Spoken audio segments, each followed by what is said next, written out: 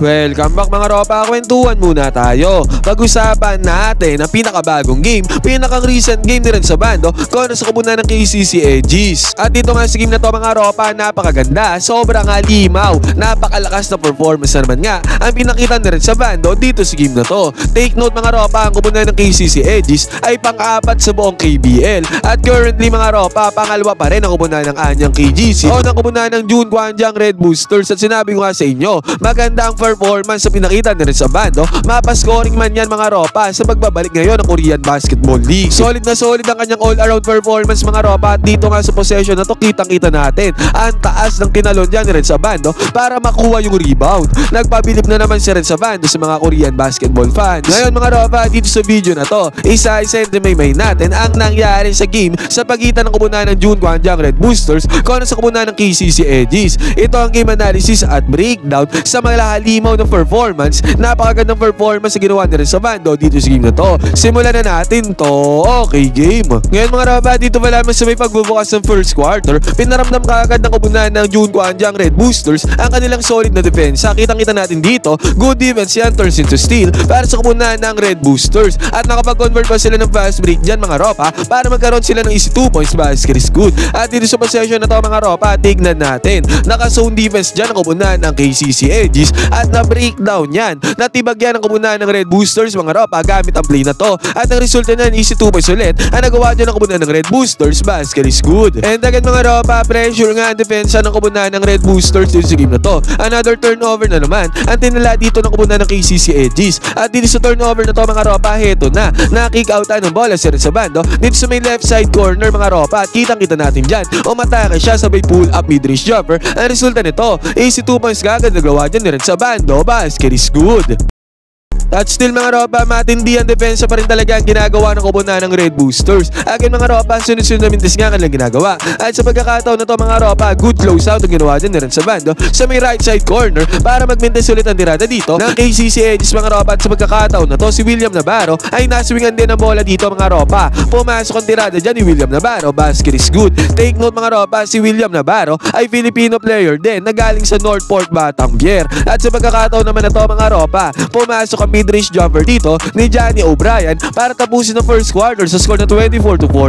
10 points kaagad ang kalamangan dito ng kubunan ng Red Boosters ni Reds Abando. Pagbubukas naman ng second quarter mga ropa, napalitan dito si Johnny O'Brien ng isa pang import ng kubunan ng Red Boosters mga ropa, at nag-man-to-man defense na rin dito ang kubunan ng KCC Aegis. Gumamit ng pick and roll gameplay dito ang kubunan ng Red Boosters. Na-attract dito yung help defense sa kubunan ng KCC Aegis sa migitna na nag-open up sa opportunity para magkaroon ng open shot ang kubunan ng Red Boosters dun sa milan. Easy 2 points na nagawa dyan ang kubunan ng Red Boosters. Basket is good. And still mga ropa, mahigpit talaga ang depensa ng kubunan ng Red Boosters dito sa mid first half. Yan na naging puhunan nila mga ropa, at dahil dyan again, another fast break na naman. Another easy 2 points na naman ay convert ng kubunan ng Red Boosters sa pagkakataon na to. Nakapagpunta naman ng mid-range jumper dyan ang kubunan ng KCC Aegis. Yun nga lang mga ropa, mainit talaga yung import dito ng kubunan ng Red Boosters. Pasok ang 3-pointer dito mga ropa, basket is good. And then after nyan, points in paint naman ang ginawa dito ng kubunan ng Red Boosters. Easy 2 points yan mga ropa. Kung kahit sa pagkakataon na to, tumatagindig na 33-16 na ang score. 17 points na ang tambakol dito ng kubunan ng KCC Aegis. At sa senaryo naman na to mga ropa, heto, nag-attempt ng tirada dito ang kubunan ng KCC Aegis pero nagbindis yan. At kitang-kita natin dito mga ropa kung sino ang nangingibabaw sa rebound para sa kubunan ng KCC Aegis. Walang iba mga ropa kundi si Red sa bando. At nag-turn out pa yung rebound na yan into 3-pointer para sa kubunan ng June Kwanjang Red Boosters mga ropa. Basket is good dito sa may 3-point area. Pero yun nga lang mga ropa, dito sa possession na to ng kubunan ng Red Boosters, Red sa bando nagkaroon ng pagmamando ng bola dito sa may babaw. Pero tinapon na rin sa bando, sabaw nag-turnover dito sa rin sa bando mga ropa. Buti na lamang hindi nakapag-convert ng puntos dyan ang kubunan ng KCC Aegis dito sa may perimeter sa may mid-range mga ropa. At na-kick outan ng bola sa rin sa bando dito sa may left side corner 3-pointer. Pero sayang mga ropa, hindi na ipasok na rin sa bando ang kanyang 3-point attempt dito. Basket is not good.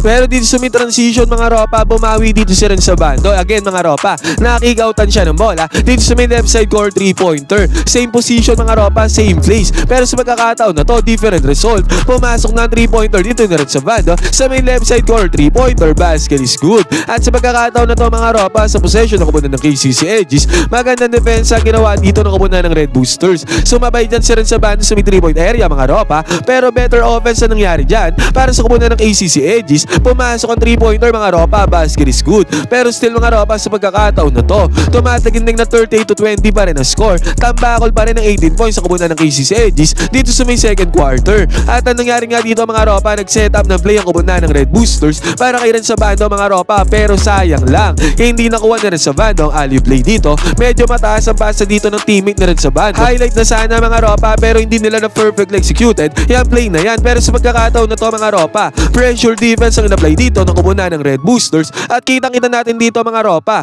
nakakuha ng steal ang kubunan ng Red Boosters na ibigay kay Ren Sabando ang bola dito sa may 3-point area. Pumasok ang open 3-pointer dyan ni Ren Sabando, basket is good. Pero 2-pointer lang pala yan mga ropa, nakatapak ang paan ni Ren Sabando dito sa may 3-point line. At eto mga ropa, nagkaroon naman ng good entry pass dito ang kubunan ng KCC Aegis, nakapagpundar sila ng easy 2 points doon sa may ilalim. Pero after nito mga ropa, good divas naman ang ginawa dito ng kubunan ng Red Boosters. Nakakuha sila ng steal dyan mga ropa, at sa possession na to, nakakuha ulit ng punto sa kubunan ng Red Boosters. Defense to the offense nga para sa kubunan ng Red Boosters dito sa may first half na to. And again mga ropa, ang bread and butter nga ng kubunan ng Red Boosters sa pagkakataon na to, yung kanilang depensa. Pass rin nga dito mga ropa, binigay na ni Ren Sabando yung bola sa kanyang teammate, pero sayang lang mga ropa, hindi to binalik kay Ren Sabando. Pero still mga ropa, easy 2 points pa rin nagawa dyan ang kubunan ng Red Boosters dahil sa kanilang magandang depensa.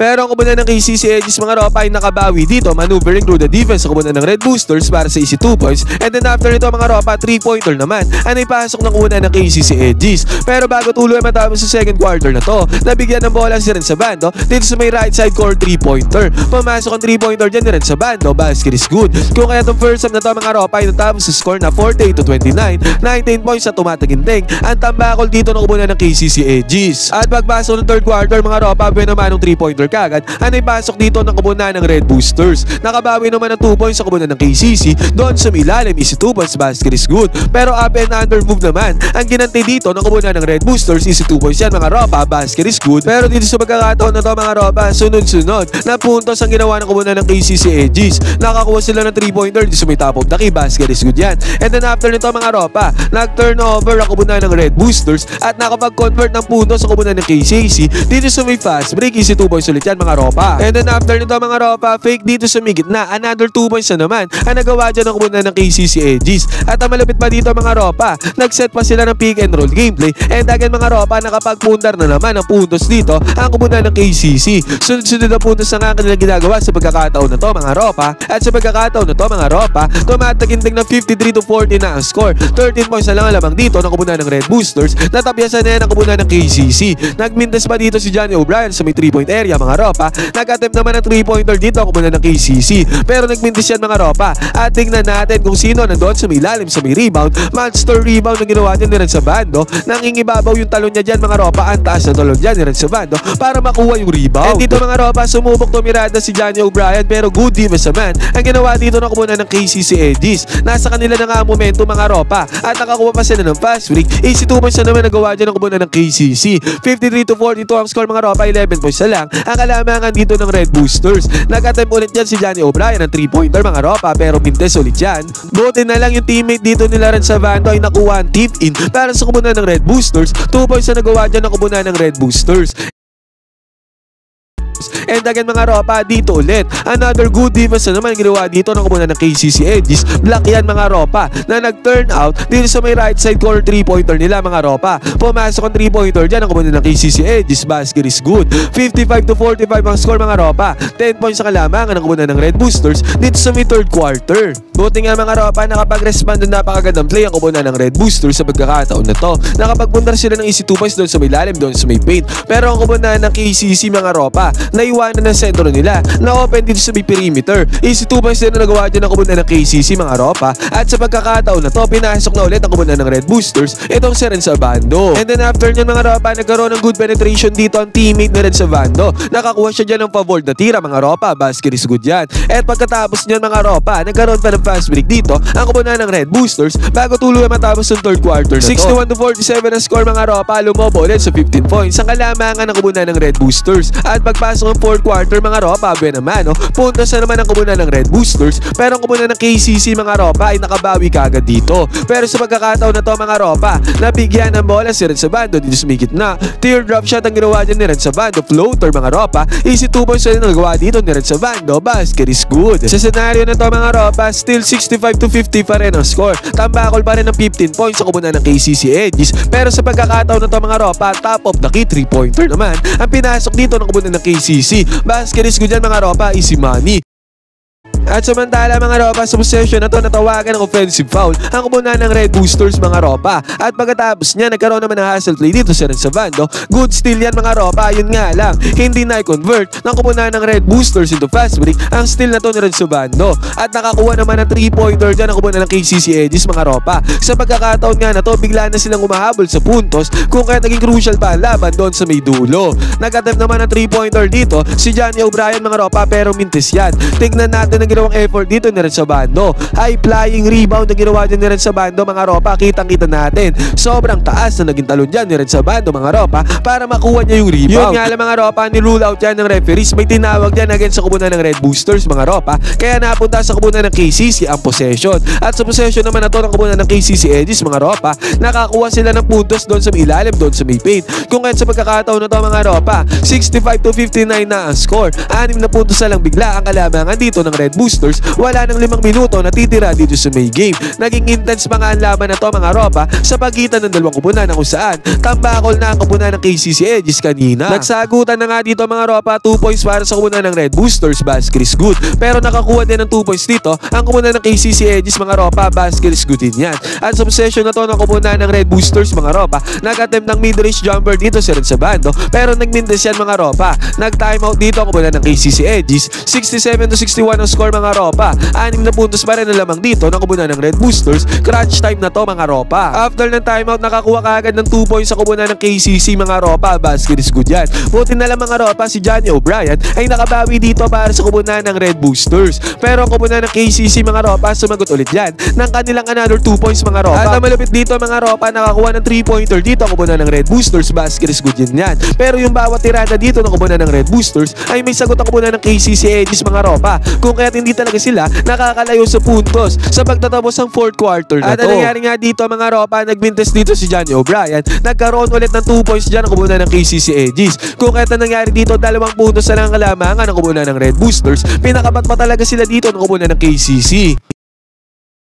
Buti nga mga ropa, dito minuto na lang natitira sa game ay nakakuha ng 3-pointer dito, clutch 3-pointer ang kubunan ng Red Boosters mga ropa, basket is good ulit yan. Pero ayaw talaga bumaklas ang kubunan ng KCC Edges mga ropa, sumagot sila ng 2-pointer. At dito sa possession na to mga ropa, heto na. Segundo na lang natitira dito mga ropa, at sa wakas nagmintes dito ang kubunan ng KCC Edges. Kung kaya nagkaroon ng pagkakataon dito ang kubunan ng Red Boosters para mag-pass break mga ropa, easy 2 points na nagawa dyan ng kubunan ng Red Boosters. At yan na nagsalyado sa panalo ng kubunan ng Red Boosters dito sa game na to. Talagang binigyan sila ng magandang laban ng KCC Edges mga ropa hanggang dito sa may dulo ngayon. Ano masasabi niyo sa performance na ginawa ni Red Sabando dito sa game na to? Malaking impact pa din naman ang kanyang ginawa dito sa game na to. Mapa scoring, hustle, rebounding, talagang maasahan itong si Red Sabando. Ngayon mga ropa, ano masasabi niyo sa performance ni Red Sabando dito sa game na to? Pwede kayo mag-comment dyan sa baba ng opinion mga ropa, magkwentuhan tayo.